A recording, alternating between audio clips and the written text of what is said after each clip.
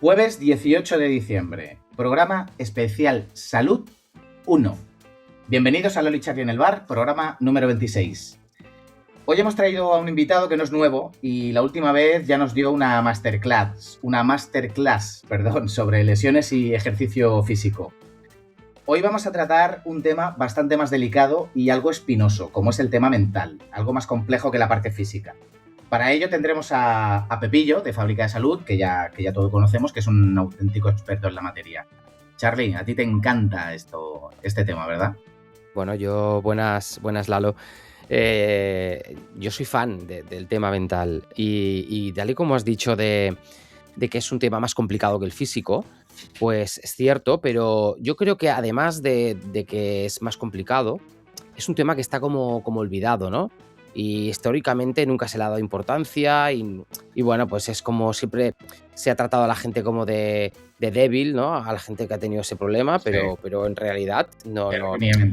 Es un tema más olvidado que otra cosa, ¿no? Sí que es verdad que en los últimos tiempos se le está dando un poquito más de importancia, pero yo creo que todavía nos queda bastante para ello. Y me encanta que vuelva nuestro Pepillo y nos explique cositas porque, bueno, yo soy súper fan de todas estas cosas y seguro que nos da una masterclass como siempre. Pues venga, déjame el mandito y... Charlie, ¿abrimos el bar? Abrimos el bar, Lalo. Bueno, persiana arriba y le damos la bienvenida a... No te voy a dar la bienvenida, Pepillo, nos conocemos de hace demasiado tiempo y tú estás en casa, o sea, es como... De hecho, tienes las llaves ya del bar también. ¿Qué tal, tío? ¿Cómo estás? Pues tienes toda la razón. Pues muy bien, no nos vamos a engañar, no puedo decirte otra cosa. Así que, Charlie, gracias de nuevo por invitarme, estoy encantado de estar aquí y de saludaros. Muy bien. Pues vamos a darle un poquito de caña al tema, si te parece, porque bueno, han ido pasando muchas cositas sabes que siempre le vamos a dar este entorno Barça y entorno futbolístico, ¿eh? Ya sabemos que hablas tú en plan general siempre. Y recientemente, sobre todo con Carlos, que incluso con Charlie, que habíamos hablado en alguno de los programas anteriores, tuvimos que hacer nosotros fuimos de los primeros también en darle palos, porque esta gente, lo que decimos, no, cobran mucha pasta, están ahí, tío, ya tal... Y es el tema Araujo, que de hecho él tuvo que hablar con el cuerpo técnico, supongo que con la directiva, y decirles que necesitaba un tiempo de baja, pero porque era un tema más psicológico, un tema más mental, ¿no?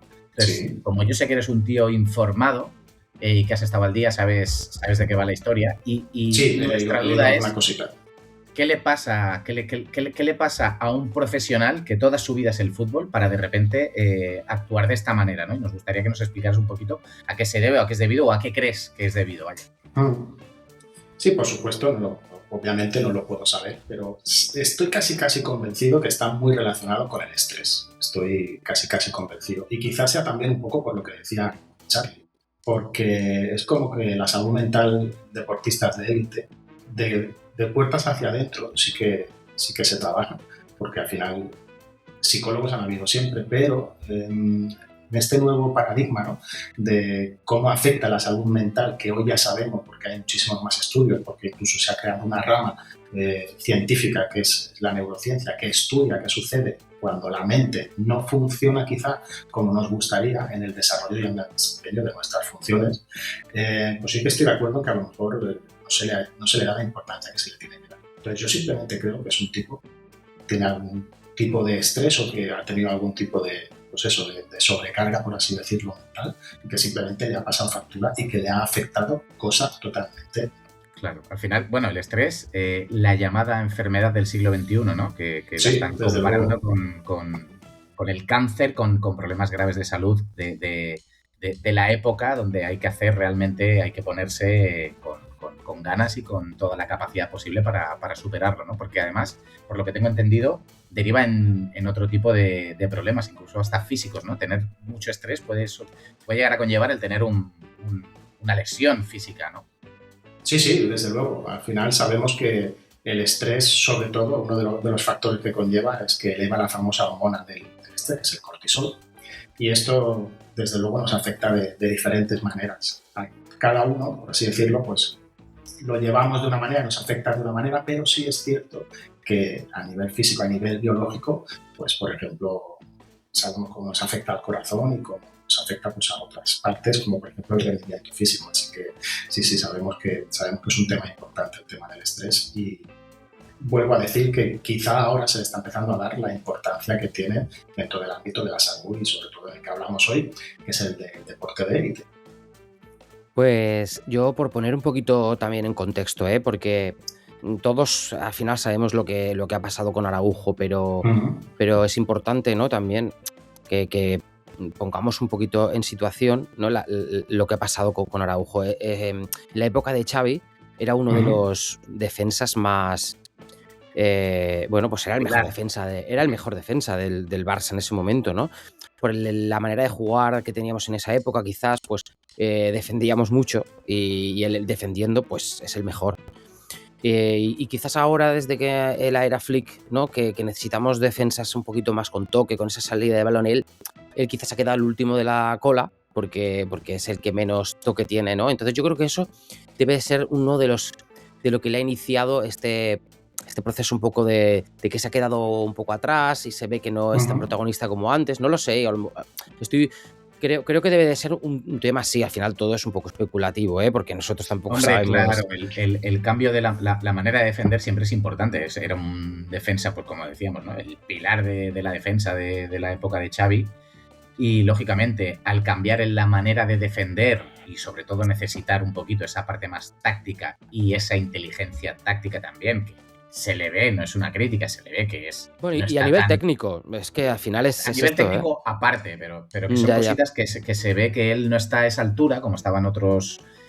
yo creo que la parte más importante creo que la parte más importante ha sido pues todo el tema de redes, que es que lo han matado a palos. O sea, ha sido una avalancha de críticas de la venta es segura, vete ya, tal que cual. Entonces es un tío que yo creo que es que de sentirse pues el capitán casi del equipo. Todos hablábamos del capitán Araujo, ¿no? De sentir el que más nos identifica, a que de repente la gente a la que tú quieres, a la que estás defendiendo, de repente te quieran achar, pues eso es un golpe mental bastante importante como para tener que decir, hey, paro porque he cometido 2 o 3 fallos muy graves, he hecho perder a mi equipo y lógicamente no me siento en plenas facultades, ¿no? Y ahí sí. Te pillo que tras ese estrés quizá es mejor parar y empezar desde el principio, o incluso, como se está especulando también, de que se busque una salida y ese hombre pueda disfrutar del fútbol. Desde aquí volvemos a repetirlo, todo el apoyo y todo el ánimo para este chaval, que lo que tiene que hacer es ser feliz y disfrutar de lo que hace y tener una vida plena, por supuesto, claro que sí.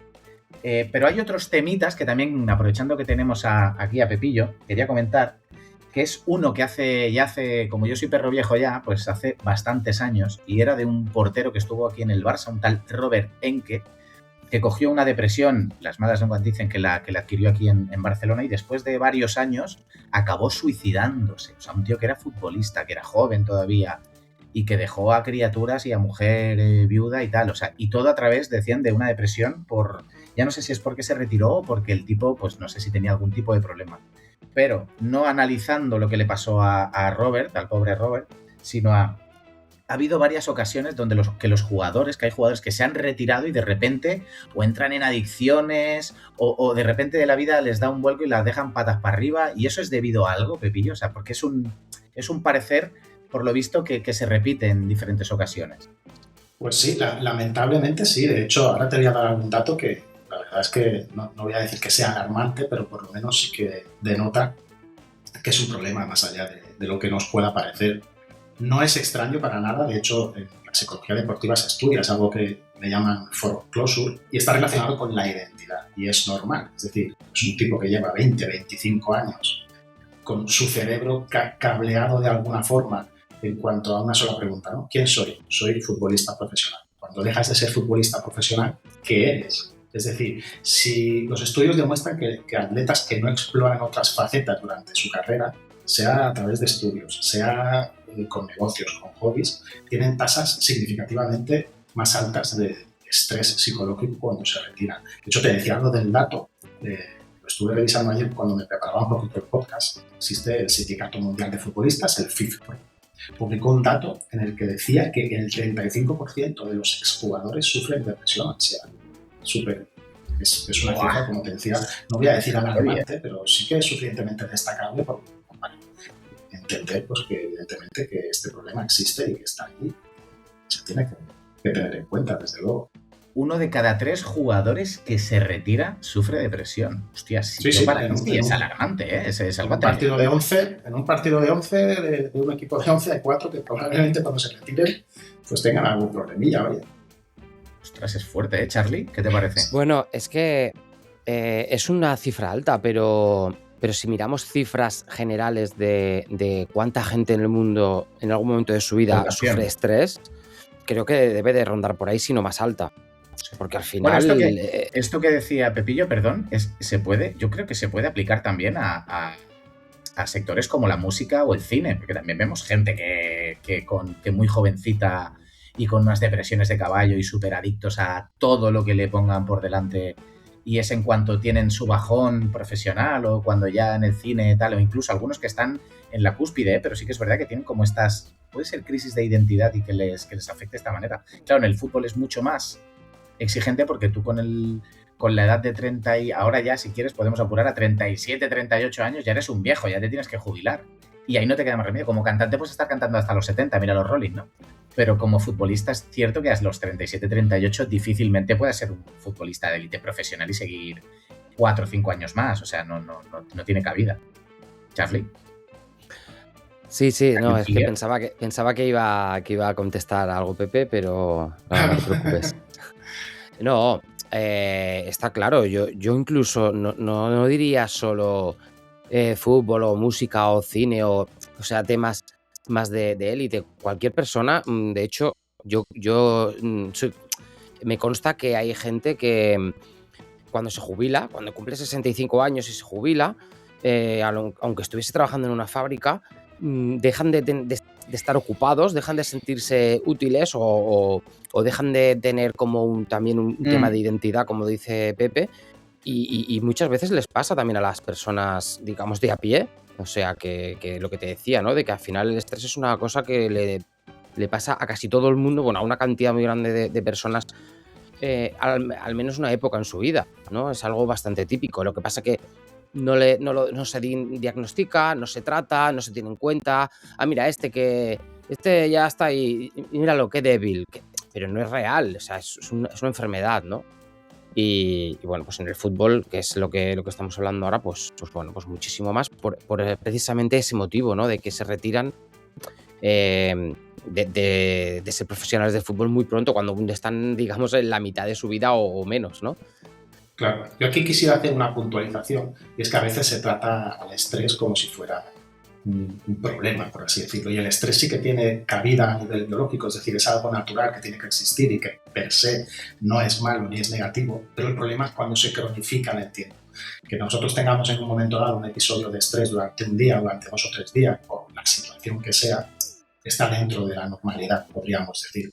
Pero cuando esto pues, se alarga en el tiempo, llevas varios meses, incluso pues como hay muchas personas que les ha podido pasar, que llevan años sometidos a procesos de estrés, pues esto evidentemente es lo que realmente causa problemas de salud. Oye, y otra cosita, Pepillo, hay otro tema que también quería aprovechar que te tengo aquí. Sí. Yo tengo, esto es una cosa mía personal, pero a mí me inquieta mucho saber qué pasa por la cabeza de un jugador muy joven que tiene una lesión de larga duración. Consigue volver a insertarse otra vez en el equipo, sabrás, Charlie, que estoy hablando de Gavi, y a los pocos meses, pocas semanas, vuelve a tener otra lesión de larga duración. Es decir, un tipo con 21 años, puede ser, más o menos Gavi, por ahí, que ha tenido ya prácticamente un año parado y otro medio año para volver a estar al 100%. ¿Qué tipo de mentalidad tienes que tener? ¿Qué tipo de ejercicio puedes hacer? ¿O cómo puede estar esta persona siendo también tan joven? Porque no es lo mismo que tengas 40 que tengas 21 años, ¿eh? Cuando ya eres un ídolo de masas, además, porque Gavi es un tipo que además es muy querido por la afición, es un tipo que todo el mundo lo anima, que todos queremos verlo, o sea, es un chaval que ya ha ganado sus títulos, o sea, que siendo tan joven se ha llevado demasiados halagos, se rompe, que no es por culpa suya, pero además por lo que hace parecer en ruedas de prensa, es un tío con un carácter fuerte, o sea, un tío con personalidad, pero que se rompe 2 veces y dos veces que son prácticamente de lesiones de un año. ¿Qué crees que le puede pasar por la cabeza a este chaval? Bueno, es complicado, pero aquí lo que yo sí que creo que aparece y que les aparece a todos los deportistas profesionales o de élite en algún momento, cuando se lesionan, es algo que se llama kinesiofobia. que no es otra cosa que miedo a volverte a lesionar. Esto es un problema porque es como que el cuerpo está curado, pero el cerebro, es decir, tú físicamente ya estás sobrepuesto de esa lesión, incluso a lo mejor pues has pasado por una cirugía, a nivel físico sí que estás curado, pero sí que existe ese desacople entre la integridad del tejido y la percepción tuya de seguridad que tienes sobre que eso esté curado. No sé si me explican. Sí, te entiendo. Físicamente los médicos te dicen, oye, puedes jugar al mismo nivel que estabas antes, pero de alguna manera existe esta fobia que puede ser totalmente involuntaria, ya te digo. La kinesiofobia no es algo que tú generes, sino que simplemente puede aparecer. Y además irracional, ¿no? O sea, además sin ningún tipo de razón, ¿no? O sea, simplemente es una fobia, como tú dices. Exacto. Es sobre todo irracional por eso, porque los médicos te están diciendo a través de métodos de análisis que tú ya estás curado, que ese tendón o que esa fibra está completamente curada y que puede desempeñar su función perfectamente. Pero tú evidentemente pues tienes esa especie de fobia y esa especie de freno porque lo que no quieres es volverte a lesionar. Entonces está más que demostrado que el factor psicológico es a menudo el mayor predictor de si un atleta volverá a su nivel previo, más que la gravedad de la lesión como tal. Al final el cerebro mantiene una especie de protocolos de protección que alteran tu biomecánica incluso, es decir, no pisas de la misma forma, no chutas de la misma forma, no entras de la misma forma, entonces esto al final hace también que tengas más probabilidades de volverte a lesionar. Sí. Pues dejarme decir que yo en mi época de futbolista amateur tuve mi lesión de cruzados y que me siento bastante identificado con todo lo que estás diciendo, Pepe, porque yo tuve ese problema, ¿no? De que cuando ya estás recuperado del todo, que yo tardé un año y poco en recuperarme, porque evidentemente yo no tenía los fisios y los medios que tienen los futbolistas. Estábamos en plena guerra civil, entonces, hay que decir. Exacto, sí. Bueno, no tanto, hace años, pero no tantos. Y bueno, pues es verdad que tuve unos meses hasta que vas entrenando mucho, vas atreviéndote a meter la pierna, empiezas a olvidarte de que te estás recuperando de esa lesión o de que la has tenido, porque siempre la tienes en la cabeza. Sí. Y al final tienes ese miedo a volverte a lesionar, sobre todo en la zona donde has tenido la lesión, y es un tema complicado. Y también déjame decir, Gonzalo, que no estoy del todo de acuerdo en lo que tú comentas de que a los chicos jóvenes igual les afecta más esto. Creo que es un tema más de personalidad, ¿vale? Y bueno, es mi opinión, ¿eh? Luego, Pepe, tú me dices lo que piensas, pero yo creo que es un tema más de personalidad e incluso creo que en chicos jóvenes puede ser menos frecuente al ser menos conscientes de las cosas, ¿no? Y yo creo que cuando eres más mayor es cuando te puede pasar más esto al ser más consciente de estas cosas, ¿no? De tu cuerpo lo conoces mejor y... Bueno, o sea, es una sensación mía respecto a la experiencia que yo tuve, ¿eh? No sé qué opinas de esto, Pepe, tú. Pues la verdad es que estoy bastante de acuerdo con lo que dices, ¿eh? Sí, al final, no sé si llamarlo personalidad o no, pero sí que hay una predisposición en cuanto al carácter de esa persona, pues eso, de que tenga pues a lo mejor más frenos o menos, o estos miedos irracionales de los que he hablado. También, evidentemente, lo preparada que esté esta persona en estos aspectos, ¿no? Si es una persona que está cultivada de alguna manera en estos aspectos, que sabe cómo controlar algunas fobias o se da cuenta o tiene la habilidad, aunque sea totalmente natural, de verse y decir, oye, creo que esto que me está pasando no debería pasar. O sea, a lo mejor sí que tiene sus herramientas totalmente naturales y sabe gestionar de todo. Pero sí, por supuesto, también aquí cada persona, como se suele decir, es eso. Y no creo que esté relacionado pues, con la edad. Tú dices, también considero que la experiencia es otra, desde luego. Oye, ¿y qué hay de la hipótesis que la mente al final consigue ejercitar también el cuerpo? Es decir, me voy a intentar explicar mejor, ¿eh? Que gracias a tener una mentalidad más fuerte consigue superar más rápido las lesiones. ¿Esto es cierto también, o sí? Sí, totalmente cierto. Leía, además no hace mucho, un estudio súper curioso de cómo se podía ganar fuerza física motora sin entrenar la zona del cuerpo. Es verdad, es bastante particular. Me interesa mucho. Se hacía el estudio, lo hacían ejercitando, si no mal recuerdo, el dedo. Era uno de los dedos de la mano. Y mostraron cómo ganaron un 5% de fuerza respecto a no ejercitar esa zona.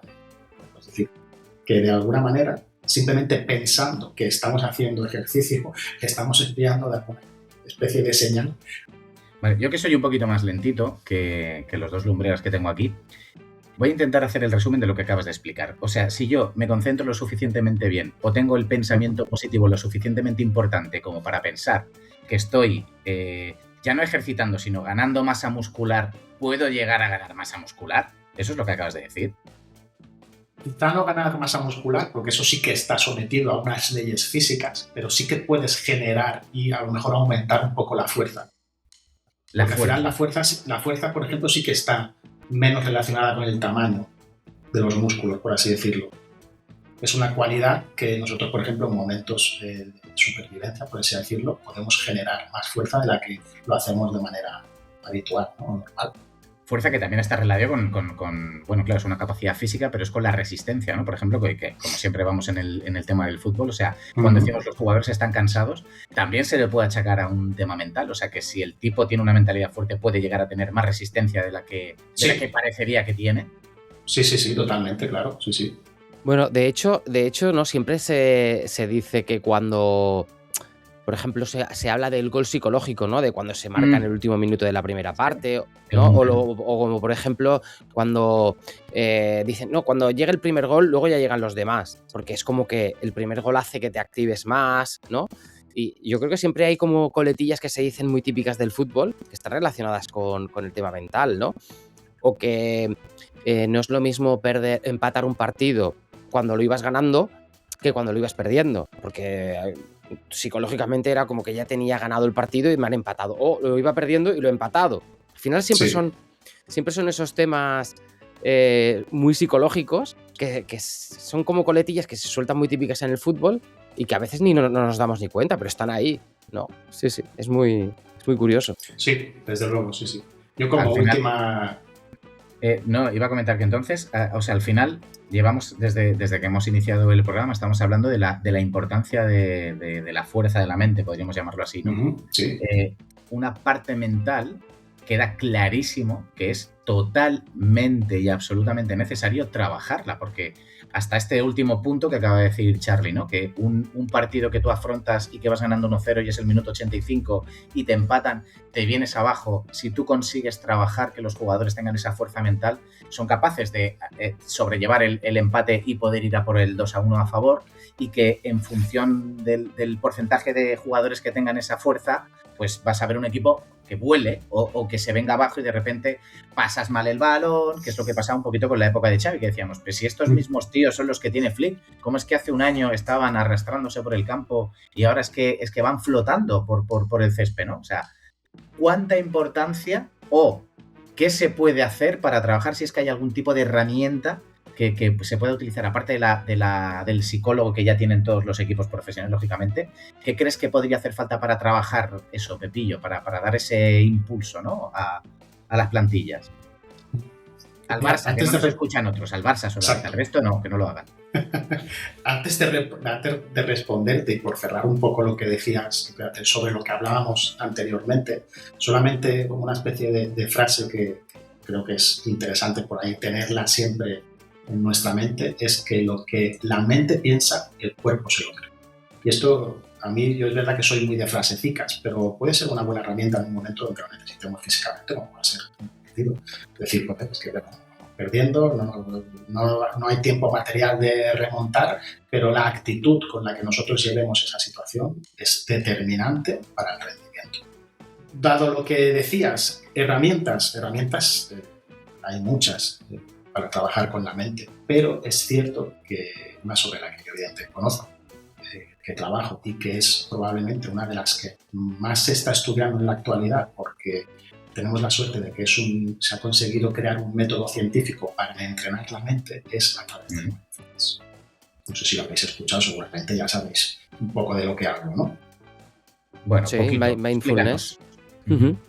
El mindfulness, es cierto que el origen del mindfulness, por así decirlo, es de hace cientos y miles de años, de lugares muy diferentes a los que vivimos hoy. sobre todo relacionados con Oriente.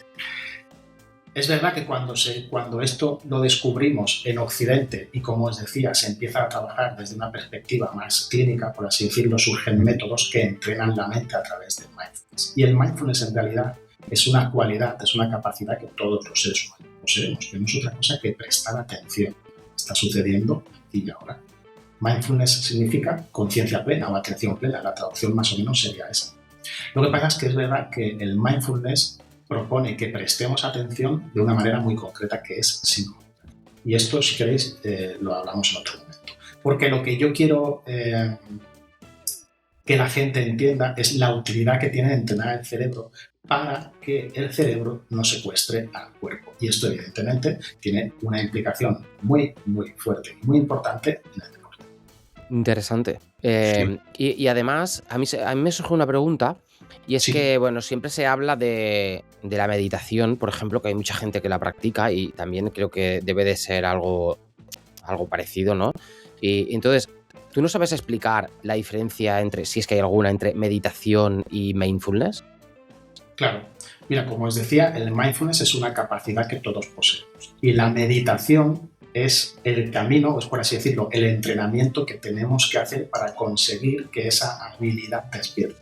Es decir, la meditación es simplemente cómo yo entreno la mente para que alcance ese estado. O sea que digamos que es como que una cosa viene antes y la otra después, más que Sí. digamos que sean como técnicas diferentes.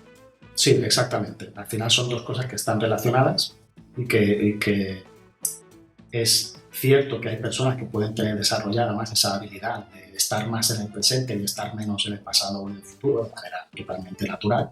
Y hay personas que rumian más, que se llama, que son aquellas personas, como no sé, cualquiera de nosotros, que estamos pensando siempre en 1000 cosas mientras no estoy prestando atención a lo que estoy haciendo ahora, que es chutar ese penalti de física. Pero, ¿qué pasa? Si yo tenga la habilidad que tenga de serie, por así decirlo, entreno la meditación, voy a alcanzar un estado mindfulness mejor del que traigo de serie, por así decirlo. O sea que la meditación vendría, el mindfulness es como que lo engloba todo y la meditación es algo que te hace acercarte más al mindfulness. Exactamente, podríamos definirlo así, sí. La meditación al final va a ser el método de entrenamiento que utilices para entrenar la mente para llegar a alcanzar ese estado de mindfulness o esa habilidad, por así decirlo, para llegar a despertar y controlar. ¿Qué más entrenamientos puedes decir así, recomendarnos al montón de gente que nos escucha? ¿Qué tips podríamos darle para que se vayan relacionando un poquito con el mindfulness? Si se te ocurre alguno, si es posible. Sí, hay muchos. De hecho, cuando hablamos de meditación, yo soy consciente de que hay muchas personas que lo primero que les viene a la cabeza es una persona sentada como un monje con las piernas cruzadas, en absoluto silencio, en un templo a 7000 metros de altura, ¿no? Y levitando, ¿no? Exactamente, y levitando. y quizás sea uno de los males endémicos, ¿no? que tiene esta técnica, que se sigue asociando de manera, creo que errónea, a estos aspectos así un poco místicos o monásticos o filosóficos. Pues al final, puedes meditar mientras estás fregando los platos, mientras estás haciendo la cama, mientras estás conduciendo o mientras estás haciendo cualquier actividad totalmente cotidiana. Porque meditar no es otra cosa que estar completamente atento y atenta a lo que está sucediendo en este momento. Es decir, meditar cuando lo hacemos de una manera sentada, como hacen los monjes, por ejemplo, pues es simplemente atender a la respiración, cómo el aire va entrando, cómo el aire va saliendo y qué vas notando en el cuerpo, más o menos, es esto, ¿no?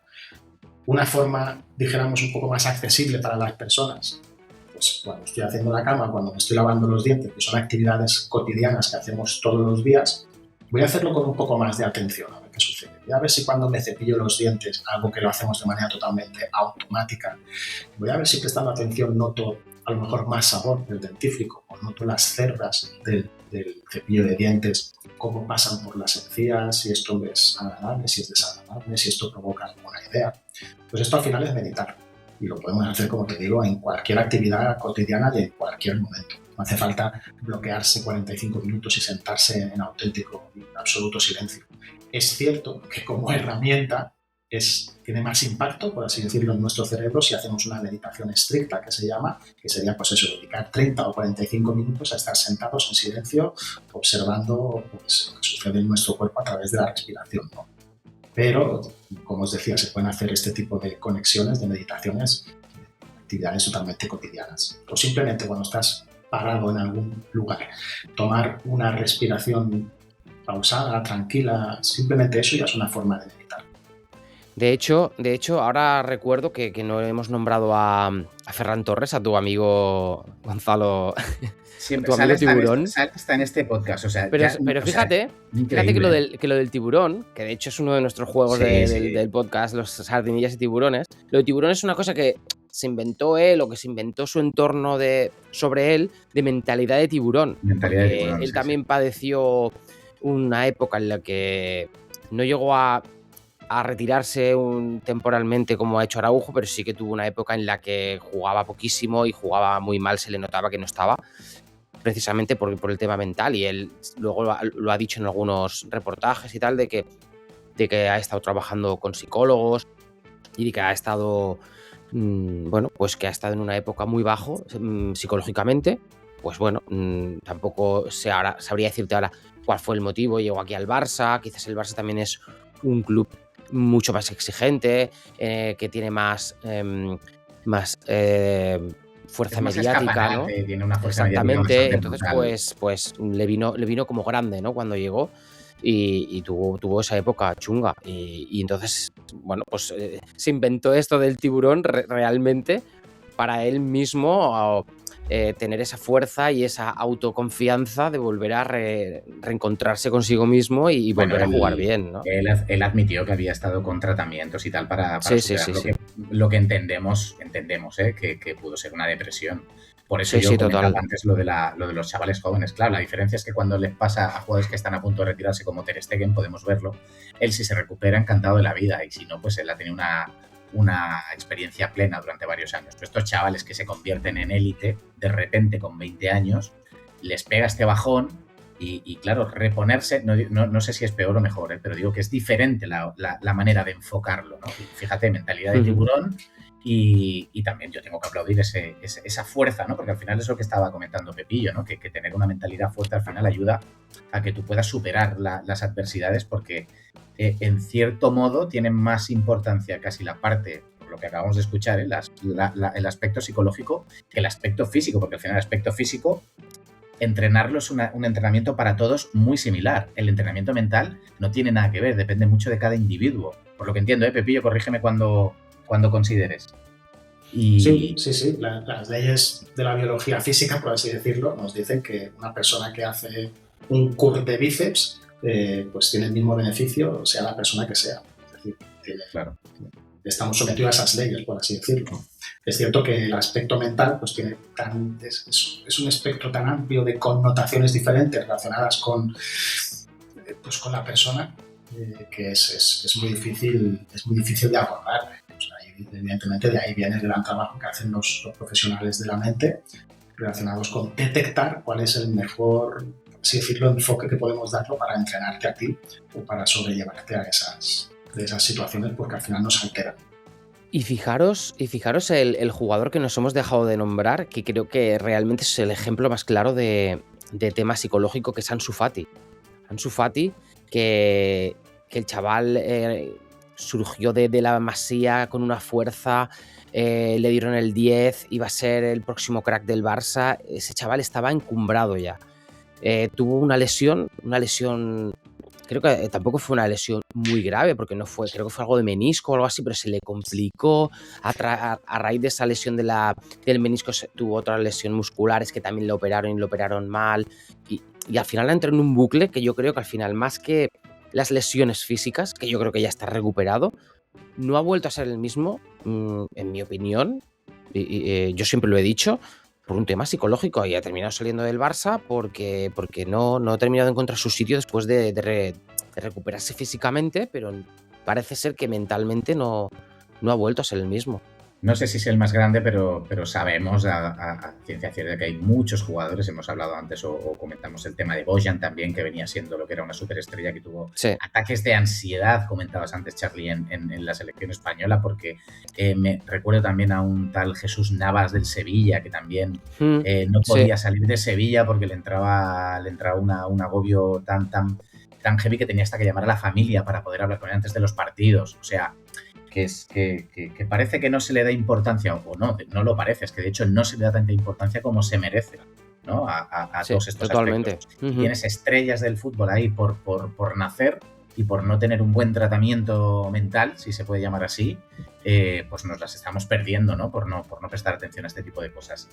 Ahora sí que quiero decir que tenemos que meditar y tenemos que pensar muy bien y emplear nuestra mente para saber cómo podemos seguir escuchando a este pedazo de cacho de trozo de persona que es Pepillo, y que nos explique un poquito, ¿no? Dónde lo podemos encontrar y dónde dónde lo puede seguir, porque solamente hemos hablado de la parte mental y hablamos en el programa anterior de aspectos más físicos, pero nos queda muchísimo por saber qué hacer, ¿no? A nivel de ejercicios, a nivel de alimentación, a nivel de salud en general en tu fábrica, ¿no, Pepillo? Así que coméntanos un poquito qué puede hacer la gente para escucharte más o seguir tus consejos.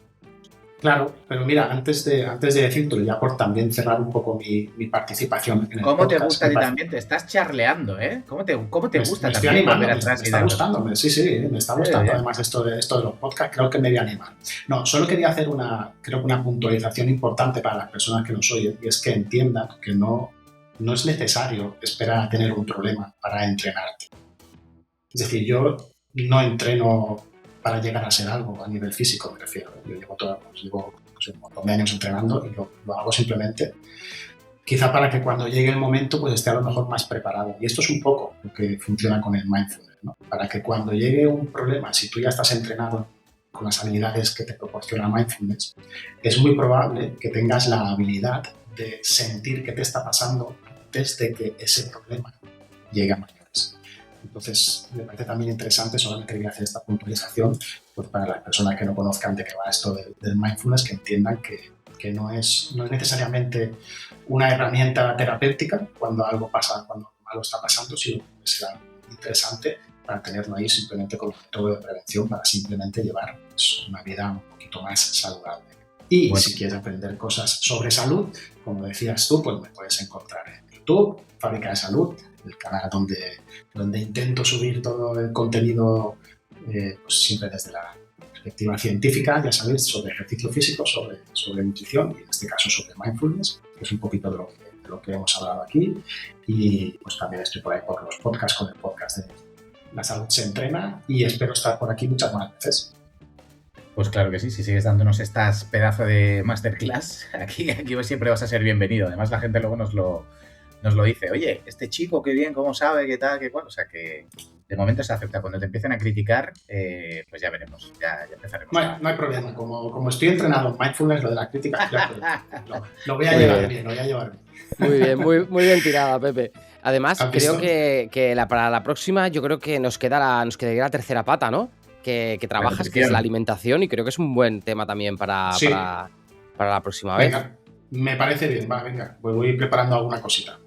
Pues preparando. Pues Pepillo, ¿cómo despedirte? No es una despedida, es un hasta luego, ¿no? Que se suele decir. Hasta luego. Muchísimas nos vemos en el 2026, exacto. Gracias a vosotros por invitarme. Que paséis buenas fiestas a las personas que nos oyen, igualmente. Sobre todo, tengo que decirlo, lo siento, cuidadito con los excesos. Sí, que ahora en Navidad la cosa se pone complicada con los turrones y lo que no son los turrones. Sí, como que tu problema son los turrones, Charlie, que nos conocemos, por Dios. Bueno, yo digo turrones, pero ya se entiende todo. Vale, bueno. Pepillo, lo dicho, muchísimas gracias, tío. Es un placer escucharte y es un placer tenerte como amigo, cómo no. Charlie, a ti tampoco te voy a decir nada más. Señores, felicitamos a todo el mundo las fiestas, que tengan cuidado con los excesos y... hacemos una cosa, Charlie, cerramos el bar. Cerramos el bar, Lalo.